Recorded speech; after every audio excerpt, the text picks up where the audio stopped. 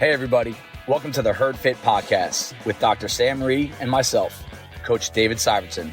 This podcast is aimed at helping anyone and everyone looking to enhance their healthy lifestyle through fitness, nutrition, and most importantly, mindset. All right, welcome back to the Herd Fit Podcast. I am Coach David Syvertson, and I am here with 26.2 that just came out about 5-6 hours ago. And I just got to watch 13 athletes at CrossFit Bison do it. A good mix of athletes, RX scaled, people that finished, people that got to the muscle ups, people that got a few muscle ups. So definitely have a few thoughts I'd like to share with you guys in regard to your attempt that you are going to be taking on tomorrow, Sunday, maybe even Monday for some of you. I want to just dive right into it. And I want to first touch on the most common question we get as coaches in this workout is, should I RX or scaled? I can see some movements on here that I can do. I see some movements on here that I cannot do. What gives here? What should I pursue? Just to make sure everyone is on the same page. Some of you newer guys may not know this. If your goal is CrossFit leaderboard, worldwide rank, how I do, 1 rep in RX will beat 1,000 reps in scaled. So first place in scaled is always going to be behind last place in RX. I don't think that should steer your decision, but I do want you to know that. From there, I've used this philosophy. It's been the same answer for a long time. If you can do over half the workout RX, I say you go for it. In this case, you would even say if I can do 2/3 of the workout. It's a 9-round workout essentially, or a 9-movement workout, right? 9 stations.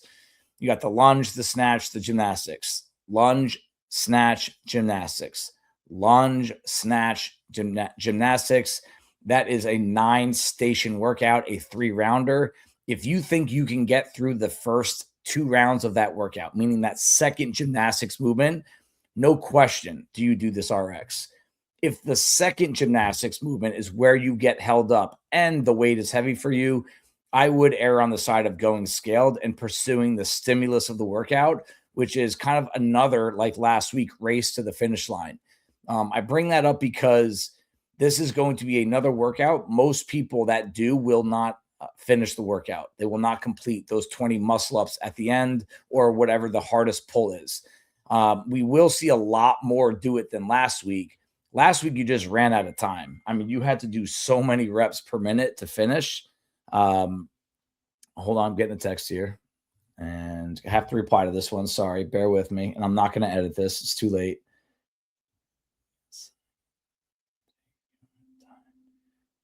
Cool. All right. Sorry about that.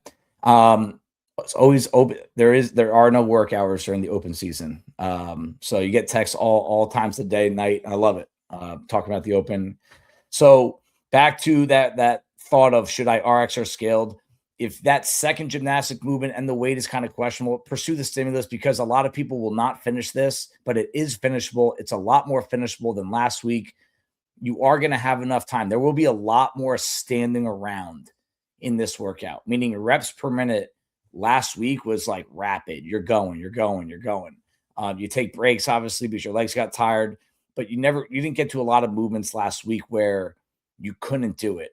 At some point, the design of this workout is aimed at finding something you can't do, and you're going to stand there and try it, or you can't do a lot of one at a time. Any of these gymnastic movements, even the lunges for some people, and that's okay. It's going to be a different feel. So let's kind of dive into the scaled version of this a little bit. I want to just touch on the jumping pull-ups, what to expect. Jumping chest to bar pull-ups, what to expect if you haven't done those.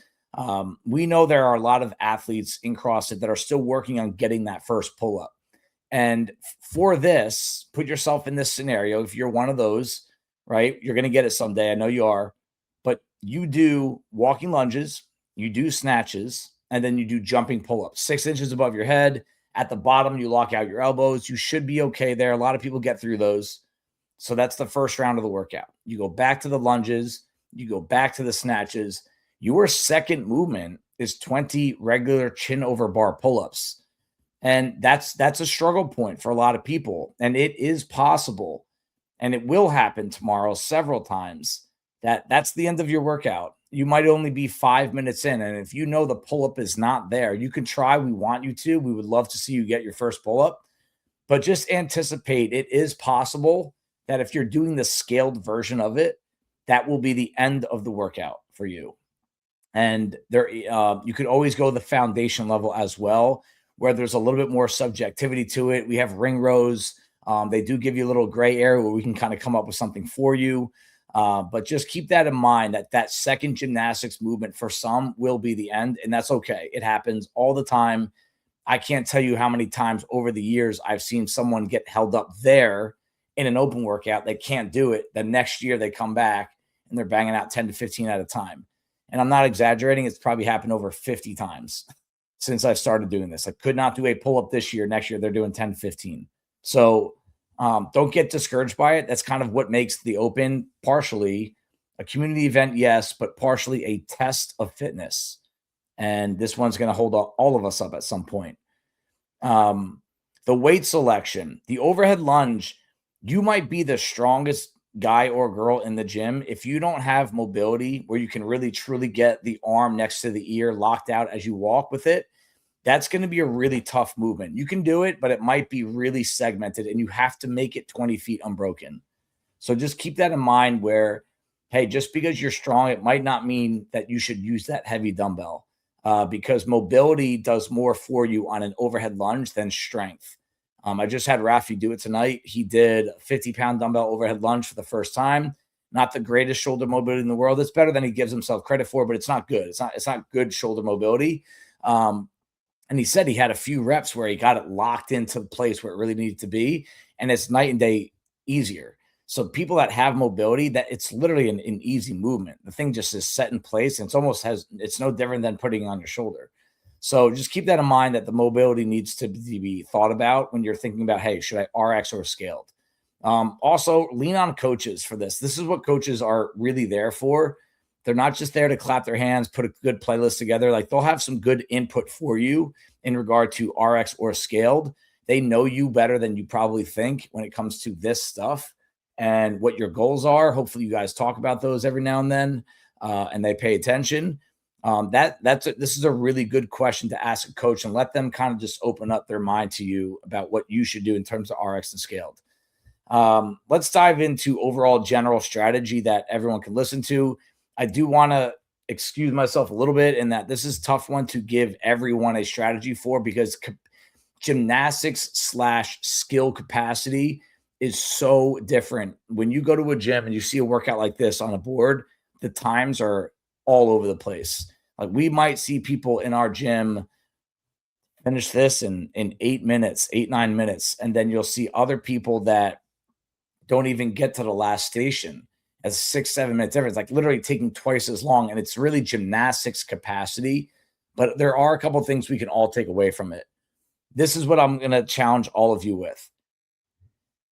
This workout is going to come down to that last set of gymnastics for you. Now, that doesn't mean the muscle ups or the chest bar pull-ups for scaled. It could be your last set of gymnastics that you do in the workout. That is going to determine how well you score, how well you rank, if you're into that kind of thing. I want that to be number one in your head. Not how fast can I lunge, not how many things can I do unbroken on the dumbbell, not can I do the first set unbroken. That's it. We'll get there in terms of talking about should you do that. It's just not that important.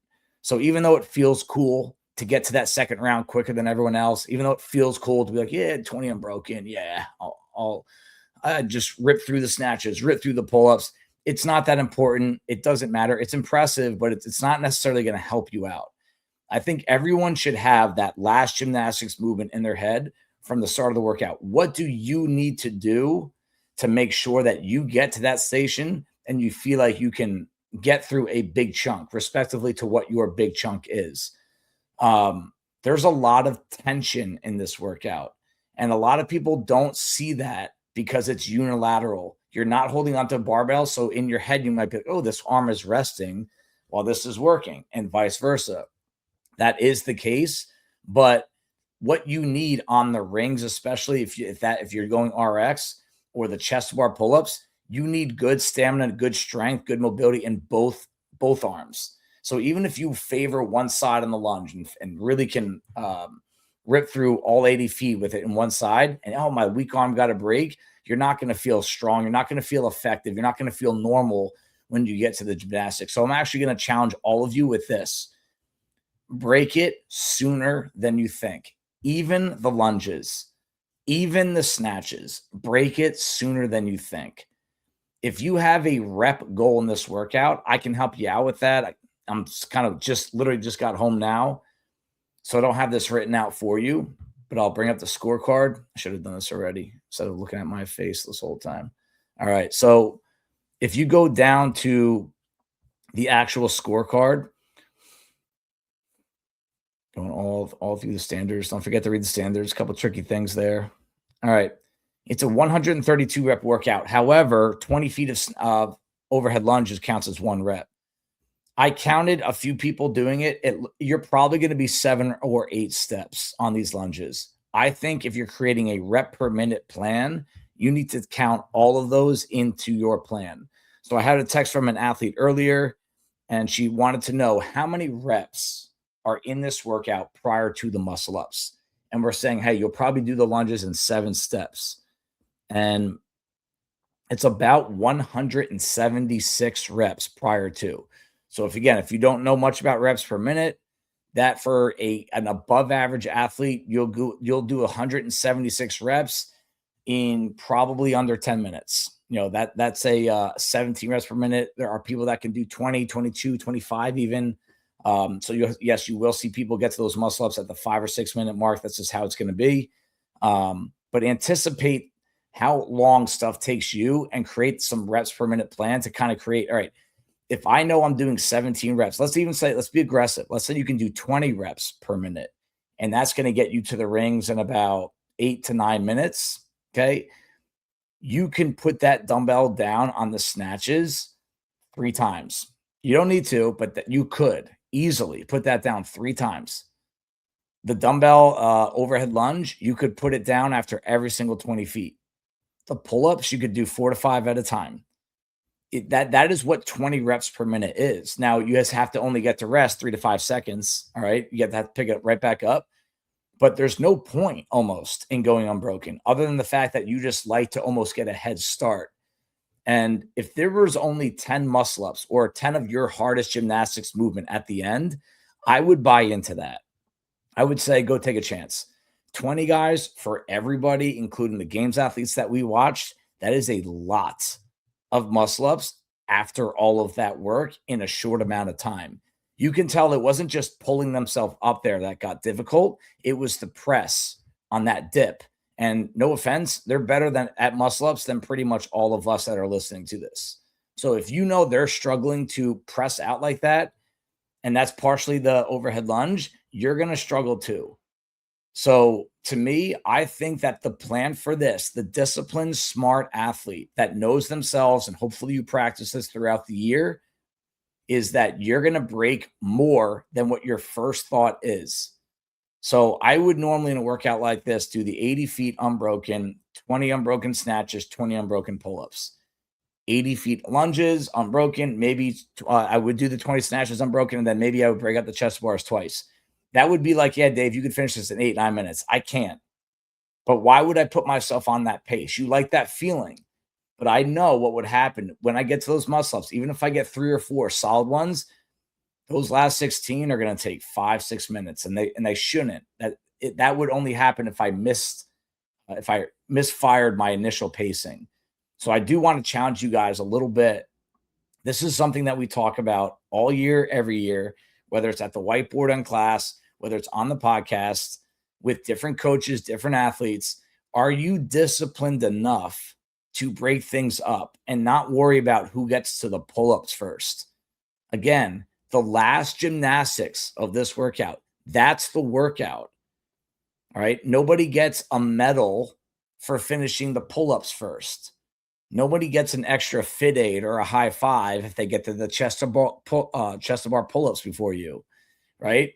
It's all about getting to that last set. I know we have a lot of athletes that kind of have muscle ups, kind of don't. Kind of depends on the day, right?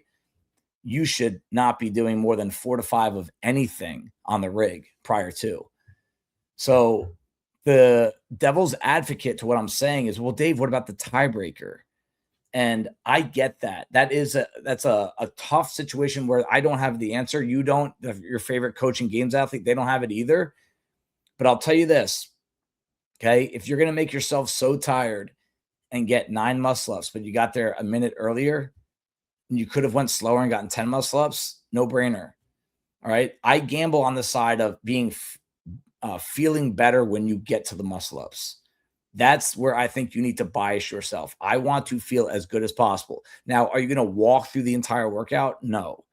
But again, the mindful athlete that we talk about this throughout the year, I would just pretend to go a little slower than you want to. I really do think stop looking at the clock, stop worrying about your tiebreaker.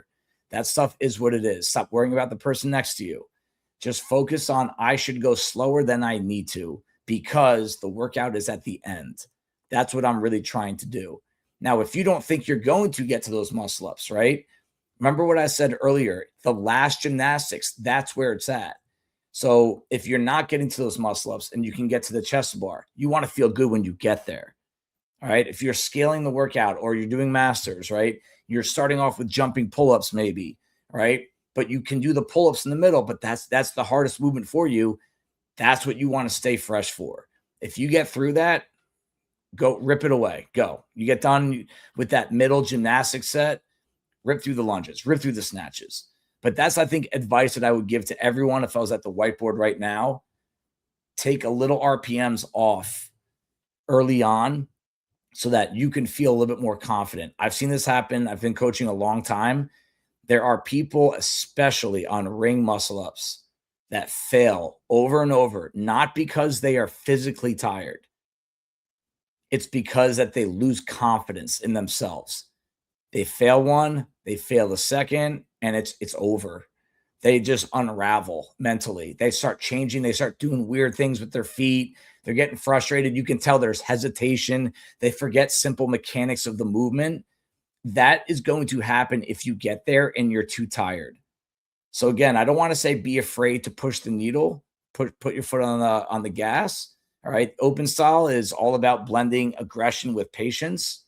But if there's one, that's the one piece of advice I'll give to everyone is put the dumbbell down maybe one more time than you plan on doing. Come down off the rig one more time than you plan on doing. That's the start, because I really want you guys to get to that last part. You will have time, guys. You will have time there if you can get through that dumbbell work relatively quickly. Okay. So I think that's it for me. Again, you guys can go through some of the standard stuff. I think one thing I saw that was important, I just want to confirm this before I say it on the podcast. The lunges, you don't need to alternate legs. So that's important to know. You don't need to alternate. Let's see if I can get there. Look right here. I'm going to highlight it. Okay. There is no requirement to alternate feet after each step. You do have to alternate on the snatch, but I know some of you guys really have balance issues on certain legs or balance issues in general with the overhead lunge. That can help a lot of you out more than you probably think. So put some thought into that. Maybe practice it in the warm-up. And last thing I'll touch on is the warm-up. Going a little longer than I wanted to on this. Mobilize your hips, get the heart rate up, all that general stuff. But I want you to practice lunges pre and post fatigue. And I want you to see the amount of steps. Is it less? There's nothing worse than getting to that line and barely nipping it with your heel, and you have to do a whole nother lunge. So go count how many lunges it takes to do to get down and back. So do the 40 feet, go do dumbbell snatch pull-ups. I'd recommend anywhere from 8 to 10 of both, and then go right back to the lunge and try to get and see if it's still that many steps, or do you start to naturally shorten your stride when you get tired? You can even get your heart rate up with some burpees or biking and get a little bit of fatigue like that. Hey, my legs are tired, my heart rate's high. Try lunges before and after and just see what the difference is. What are some go-tos you can get to in your head when you get tired? My biggest go-to on the overhead lunge is get my arm next to my ear. And I usually have full control of that thing. All right. So that's it, guys. Good luck. Have a lot of fun tomorrow. It's a challenging test. It's a great open workout. We're going to remember this one for a long time because I think if some of you guys are going to get your first muscle up or your first open workout muscle up and pull up. We had a couple of really close calls tonight on the pull up, and I'm looking forward to these. This is where the magic in the open appears. Good luck. I'll see you there. Thank you, everybody, for taking the time out of your day to listen to the Herd Fit podcast. Be on the lookout for next week's episode.